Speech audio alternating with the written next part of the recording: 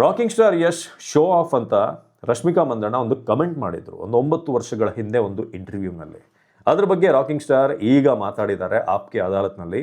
9 ವರ್ಷಗಳ ಹಿಂದಿನ ಘಟನೆಯ ಬಗ್ಗೆ ಮೌನ ಮುರಿದಿದ್ದಾರೆ. ಸೊ ಏನು ಹೇಳಿದ್ದಾರೆ, ಸಖತ್ ಖಡಕ್ ಆದಂಥ ಉತ್ತರ ರಾಕಿಂಗ್ ಸ್ಟಾರ್ ಯಶ್ ಕಡೆಯಿಂದ ಬಂದಿದೆ. ಏನು ಹೇಳಿದ್ರು, ಆ ಪ್ರಶ್ನೆ ಹೇಗೆ ಎದುರಾಯಿತು, ಹಾಗೆ 9 ವರ್ಷಗಳ ಹಿಂದೆ ಏನಾಗಿತ್ತು ಅನ್ನೋದ್ರ ಬಗ್ಗೆ ನಾನು ಮೊದಲು ನಿಮಗೆ ಎಕ್ಸ್ಪ್ಲೈನ್ ಮಾಡಿಬಿಡ್ತೀನಿ. ಆಗಲೂ ಕೂಡ ಒಂದಷ್ಟು ಬ್ಯಾಕ್ಲ್ಯಾಶ್ ಹಾಗೆ ಹಲ್ಚಲ್ ಆಗಿತ್ತು. 2017 ಕಿರಿಕ್ ಪಾರ್ಟಿ ರಿಲೀಸ್ ಸಂದರ್ಭದಲ್ಲಿ ಆಗಷ್ಟೇ ರಶ್ಮಿಕಾ ಮಂದಣ್ಣ ಸಿನಿಮಾ ಇಂಡಸ್ಟ್ರಿಗೆ ಎಂಟ್ರಿ ಆಗಿದ್ದಾರೆ. ಒಂದು ಇಂಗ್ಲೀಷ್ ಇಂಟರ್ವ್ಯೂಗೆ ರಕ್ಷಿತ್ ಶೆಟ್ಟಿ ಹಾಗೆ ರಶ್ಮಿಕಾ ಇಬ್ಬರೂ ಕೂಡ ಅಟೆಂಡ್ ಆಗಿದ್ರು. ನಾರ್ಮಲಿ ಸಿನಿಮಾ ಬಗ್ಗೆ ಎಲ್ಲ ಪ್ರಶ್ನೆಗಳು ಬಂದಿತ್ತು. ನನಗೆ ಗೊತ್ತಿಲ್ಲ ಆ ಪೇಜ್ ಹೆಸರು ಯಾವುದು ಏನು ಅಂತ. ಆದರೆ ಆ ಇಂಟರ್ವ್ಯೂ ನಾನು ನೋಡಿದ್ದೇನೆ, ಆ ಒಂದು ಕ್ಲಿಪ್ಪಿಂಗ್ ನಾನು ನೋಡಿದ್ದೇನೆ. ಸೊ ಅದರಲ್ಲಿ ಒಂದು ಪ್ರಶ್ನೆ ರ್ಯಾಪಿಡ್ ಫೈರ್ ಅಂತ ಬರುತ್ತೆ. ಆಗ ಒಂದೊಂದು ಪದ ಕೊಟ್ಟು ಇದಕ್ಕೆ ಸೂಟ್ ಆಗುವಂಥ ಹೀರೋ ಯಾರು ಅಂತ ಹೇಳಬೇಕು ಅಂತ. For example stylish, action hero ಇಂಥದ್ದೆಲ್ಲ ಇರುತ್ತಲ್ಲ. ನನಗೆ ಬೇರೆ ಆಪ್ಷನ್ಸ್ಗಳ ಬಗ್ಗೆ ಹೆಚ್ಚು ನೆನಪಿಲ್ಲ, ಬಟ್ ಇದು ನೆನಪಿದೆ. ಈಗ ಒಂದು ಆಪ್ಷನ್ ಬರುತ್ತೆ ಅವರಿಗೆ ಆ ಸಂದರ್ಭದಲ್ಲಿ, ಶೋ ಆಫ್ ಅನ್ನೋ ಒಂದು ಪದ. ಸೊ ಶೋ ಆಫ್ ಅಂತ ಅಂದಾಗ ಯಾರು ಸೂಟ್ ಆಗ್ತಾರೆ ಅದಕ್ಕೆ ಅಂತ.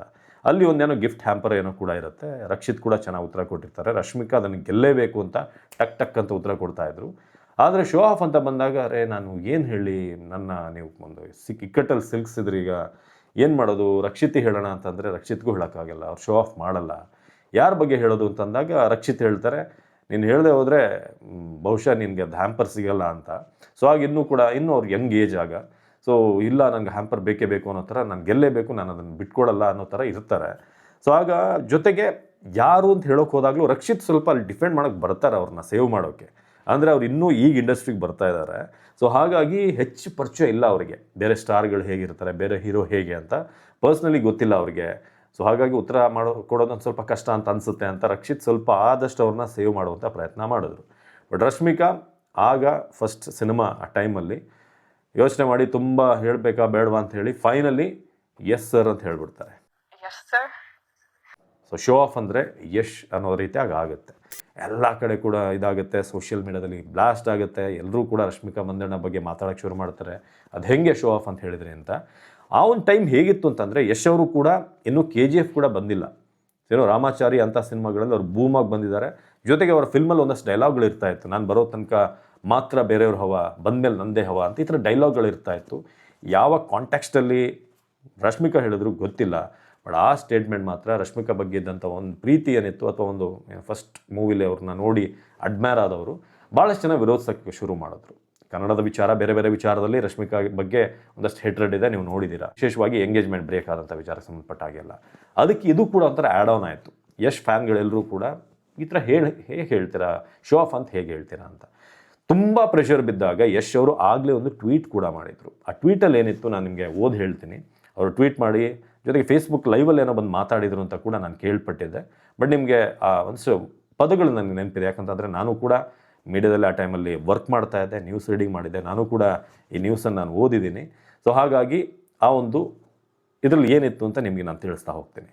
ಆ ಫೇಸ್ಬುಕ್ ಪೋಸ್ಟಲ್ಲಿ, ಎಲ್ರಿಗೂ ನಮಸ್ಕಾರ. ಒಬ್ಬ ನಟನಾಗಿ ನಿಮ್ಮೆಲ್ಲರ ಪ್ರೀತಿ ಮತ್ತು ಅಭಿಮಾನವನ್ನು ಸಂಪಾದಿಸೋದೇ ಗುರಿಯಾಗಿಟ್ಕೊಂಡು ಕೆಲಸ ಮಾಡುವ ನಾನು ಕೆಲವೊಮ್ಮೆ ಎದುರಾಗುವಂಥ ಅನಗತ್ಯ ಎನಿಸುವ ವಿಷಯಗಳನ್ನು ನಿರ್ಲಕ್ಷಿಸುವ ಸ್ವಭಾವವನ್ನು ಹೊಂದಿದ್ದೇನೆ. ನಾನು ಇದನ್ನೆಲ್ಲ ಜಾಸ್ತಿ ಕೇರ್ ಮಾಡಲ್ಲ, ಇದೆಲ್ಲ ನನಗೆ ಅನಗತ್ಯ ಅನ್ನೋ ಮಾತನ್ನು ಹೇಳ್ತಾರೆ. ಆದರೆ ನನ್ನನ್ನು ಪ್ರೀತಿಸುವ ನಿಮ್ಮ ಮನಸ್ಸಿಗೆ ನೋವಾದಾಗ ಪ್ರತಿಕ್ರಿಯೆ ನೀಡದೇ ಇರುವುದು ನನ್ನಿಂದ ಸಾಧ್ಯವಿಲ್ಲ. ನಿಮ್ಮ ಅಭಿಮಾನ ಪ್ರೀತಿಗೆ ಬೆಲೆ ಕಟ್ಟೋದಕ್ಕೆ ಆಗಲ್ಲ. ಆದರೆ ನನ್ನನ್ನು ಪ್ರೀತಿಸುವ ನಿಮ್ಮ ಮನಸ್ಸಿಗೆ ನೋವಾದಾಗ ಪ್ರತಿಕ್ರಿಯೆ ನೀಡದೇ ಇರೋದು ನನ್ನಿಂದ ಸಾಧ್ಯ ಇಲ್ಲ.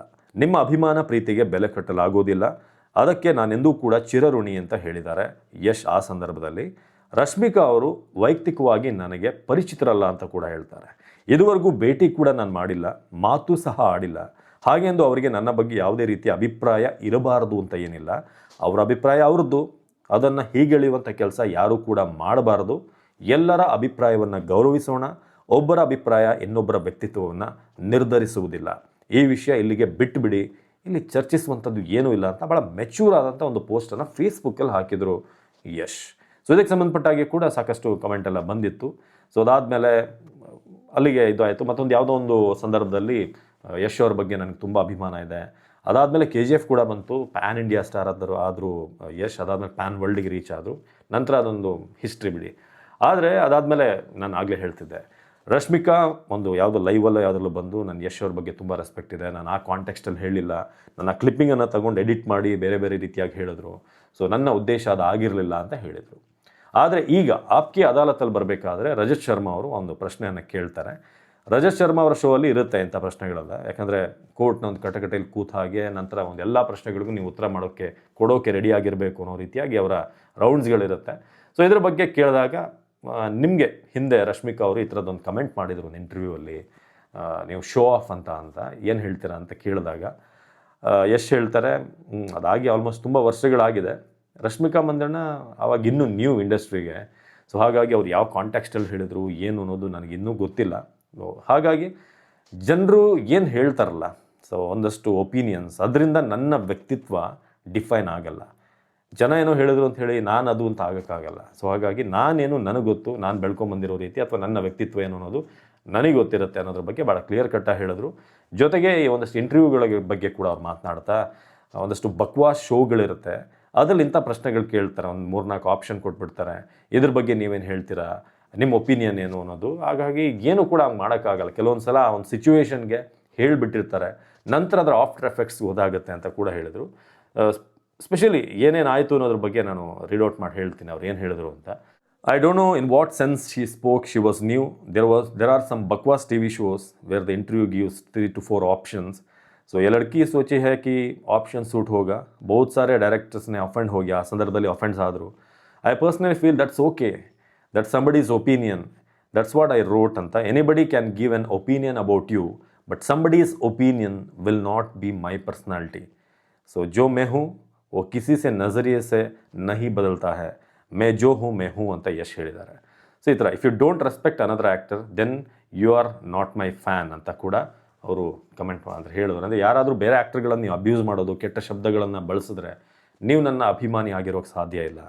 ಎಲ್ಲರನ್ನೂ ಗೌರವಿಸಬೇಕು. ಕೆಲವೊಂದು ಸಲ ಇಂಥ ಸ್ಟೇಟ್ಮೆಂಟ್ ಬರುತ್ತೆ, ಸೊ ಅದನ್ನೆಲ್ಲ ತುಂಬ ಸೀರಿಯಸ್ಸಾಗಿ ತೊಗೊಂಡು ಅವ್ರ ಕಮೆಂಟ್ ಸೆಕ್ಷನ್ಗೆ ಹೋಗಿ ಅಥವಾ ಅವ್ರಿಗೇನಾದರೂ ಅವ್ರ ಬಗ್ಗೆ ಪೋಸ್ಟ್ ಮಾಡೋದು, ಈ ಥರದ್ದು ಮಾಡಬೇಡಿ. ಇನ್ನೊಬ್ಬ ಆ್ಯಕ್ಟರಿಗೂ ಕೂಡ ರೆಸ್ಪೆಕ್ಟ್ ಕೊಡಿ ಅಂತ ತುಂಬ ಮೆಚ್ಯೂರಿಯಾಗಿ ರಾಕಿಂಗ್ ಸ್ಟಾರ್ ಯಶ್ ಹೇಳಿದರು. ಯಶ್ ಅವರ ಮಾತುಗಳು ನನಗೆ ಇತ್ತೀಚಿನ ಆಲ್ಮೋಸ್ಟ್ ವರ್ಷಗಳಲ್ಲಿ KGF ನಂತರ, ಅದಕ್ಕೆ ಮುಂಚೆ ಕೂಡ ಅವ್ರು ಮಾತಾಡಿದ್ದು ನಾನು ಗಮನಿಸಿದ್ದೀನಿ. ಬಟ್ ದಿ ವೇ ಅವ್ರು ಮೆಚ್ಯೂರ್ ಆಗಿರುವಂಥ ರೀತಿ, ಹೇಗೆ ಮಾಗಿದ್ದಾರೆ ಒಬ್ಬ ವ್ಯಕ್ತಿಯಾಗಿ, ತುಂಬ ಇಷ್ಟ ಆಗುತ್ತೆ. ಪ್ರತಿಯೊಂದು ಹಂತದಲ್ಲೂ ಒಂದು ಹಂತದಲ್ಲಿ ಅನಿಸ್ತಾ ಇತ್ತು ಯಶ್ ಎಲ್ಲೋ ಆ ಯಶಸ್ಸಿನ ಅಲೆಯಲ್ಲಿ ತೇಲ್ತಾ ಇದ್ದಾರೆ, ಒಂಥರ ಕೆಲವು ಅನಿಸುತ್ತಲ್ಲ ಒಂದ್ಸಲ ಸಕ್ಸಸ್ ಸಿಕ್ಬಿಟ್ರೆ ಅದನ್ನು ಹ್ಯಾಂಡಲ್ ಮಾಡೋಕ್ಕಾಗ್ತಿಲ್ಲ ಅಂತ.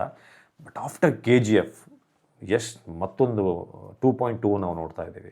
ನಮಗೆ ಇನ್ಸ್ಪಿರೇಷನ್ ಆಗ್ತಾ ಇದೆ. ಓಕೆ, ಈ ಥರ ಒಂದು ಕನಸು ಇಟ್ಕೊಳ್ಬೇಕು, ಆಗುತ್ತೆ, ಯಾವುದೂ ಕೂಡ ಸಾಧ್ಯ ಆಗಲ್ಲ ಅನ್ನೋದು ಇಲ್ಲವೇ ಇಲ್ಲ. ನಾವು ಗುರಿ ಇಟ್ಟು ಶ್ರಮ ಪಟ್ಟರೆ, ಪ್ಲ್ಯಾನ್ ಮಾಡಿದ್ರೆ, ಎಫರ್ಟ್ ಇದ್ದರೆ, ಜೊತೆಗೆ ಅದೃಷ್ಟ ಕೂಡ ಕೈ ಜೋಡಿಸ್ಬೇಕು. ಎಲ್ಲವೂ ಕೂಡ ಅಟ್ ಎ ಟೈಮ್ ನಿಮಗೆ ಕೈ ಸಾಥ್ ಕೊಟ್ಟರೆ ನಿಜಕ್ಕೂ ನಾವು ಇನ್ನೊಂದು ಲೆವೆಲ್ ಹೋಗಬೇಕು ಅಂತ. So after long time Rashmika ಅವರ ಈ ಒಂದು ಕಮೆಂಟ್ ಬಗ್ಗೆ ಅವ್ರು ಹೇಳಿದ್ದಾರೆ. ಸೊ ಆಲ್ಮೋಸ್ಟ್ ಅವರು ಕೂಡ ರಶ್ಮಿಕಾನು ಇನ್ನೊಂದು ಲೆವೆಲ್ ಹೋಗಿದ್ದಾರೆ. ಈಗ ಇನ್ನೊಂದು ಕಡೆ ಯಶ್ ಕೂಡ ಈಗ ವರ್ಲ್ಡ್ ಲೆವೆಲ್ ಹೋಗುವಂಥ ಹಂತಕ್ಕೆ ಬಂದಿದ್ದಾರೆ ಟಾಕ್ಸಿಕ್ ಮೂಲಕ. ಸೊ ಇದು ಆಲ್ಮೋಸ್ಟ್ ಒಂದು 9 ವರ್ಷಗಳ ಹಿಂದೆ ಆದಂಥ ಘಟನೆ. ಅದರ ಬಗ್ಗೆ ಯಶ್ ಈಗ ರಿಯಾಕ್ಟ್ ಮಾಡಿರೋದು ಮತ್ತೊಮ್ಮೆ ಸೋಷಿಯಲ್ ಮೀಡಿಯಾದಲ್ಲಿ ವೈರಲ್ ಆಗ್ತಾ ಇದೆ. ಮೇ ಬಿ ಅಲ್ಲಿ ಒಂದು ಸುಖಾಂತಿ ಆಗಿದೆ ಅಂತ ಅನ್ಕೋತೀನಿ. ಅವತ್ತು ಆ ಟೈಮಲ್ಲಿ ಹೇಳಿದ್ರು, ಗೊತ್ತಿರಲಿಲ್ಲ, ಆ ಏಜ್ ಹತ್ತಿರ ಇತ್ತು. ಬಟ್ ಇವಾಗ ಇಬ್ಬರು ಕೂಡ ಒಂದು ಡಿಫ್ರೆಂಟ್ ಲೆವೆಲ್ಗೆ ಹೋಗ್ತಾ ಇದ್ದಾರೆ. So that's it. ನಮಸ್ಕಾರ.